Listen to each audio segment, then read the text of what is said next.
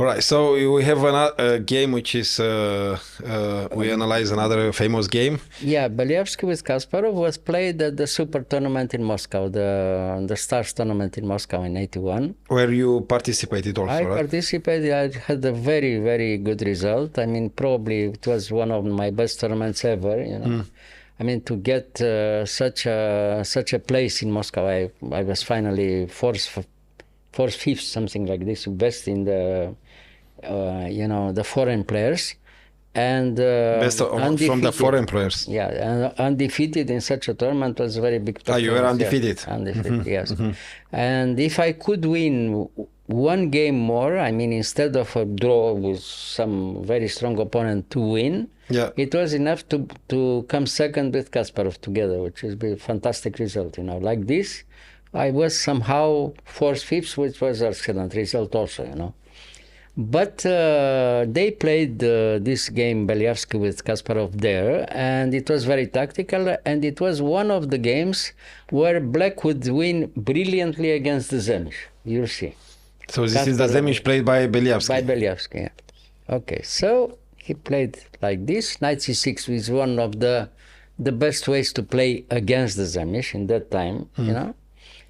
And we'll see a very interesting duel between these two super grandmasters, you know, because Beliavsky was also many times Soviet champion and so on. He was an excellent player. So, okay, knight e2, c5. As you can see, it's almost the same line that we had in my game against Röder that we analyzed before. We showed. So knight takes there, and knight d5. Knight d5 is the idea from Beliavsky. I played against Röder a little bit later on. Knight c1, knight b3 first, which is better, you know. Knight d5 check. Knight d5 is a little bit provocative, but Black has a good counterplay.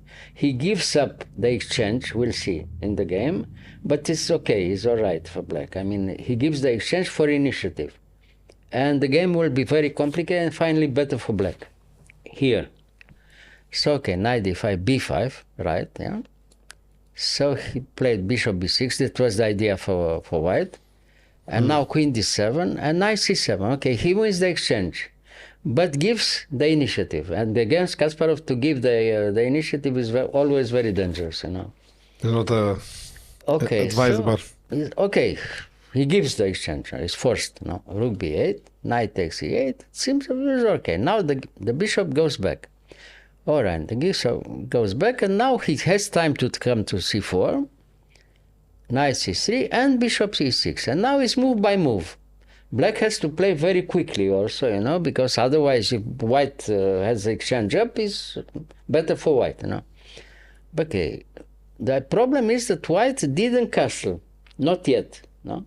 So has to move bishop e2, preparing castle, you know. Yes. Bishop e2, knight d4, very strong. Now knight d4, castle, and now d5.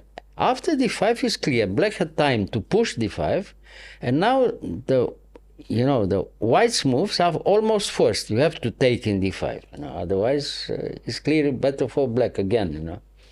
Taking d4 is always bad, you know, because if you open the big diagonal and you give up the Black bishop, is very bad for white. So you have to take in d5, he took, you have to take, and bishop takes. Now we have the result of the opening. Black has exchange down, but a pawn and strong initiative. In my opinion, and many others, and all the specialists, consider that Black has already a very strong game here. And it's true. Black is better. It's a very unpleasant position for white, because you have an exchange, but good initiative for Black, and you have to defend all the way. It's very unpleasant. You have to defend because this knight from d4, you know, is excellent position, and you'll have many problems to find the counterplay with white, you see. Therefore, it's very unpleasant. It's almost impossible to find the counterplay. And if you give up the bishop for the knight? If you take there, it's always bad, because if you stay with the black bishop, the position is always, very unpleasant, if not lost immediately. The idea is like this: if you take in d4, he takes, And later on, he pushes d3, and you lose also the pawn from b2, and it's enough, you know. If you lose the pawn from b2, it's finished, you see. Yeah. So, okay, what to do? It's very difficult to find a way here to play with white. You have to try to wait, you see. So h5, of course, bishop, rook c1, pardon, rook c1, queen e6, no? Doesn't give up the pawn. Bishop f1, okay, bishop f1, and h4. Look, now black is coming, you know, black is coming.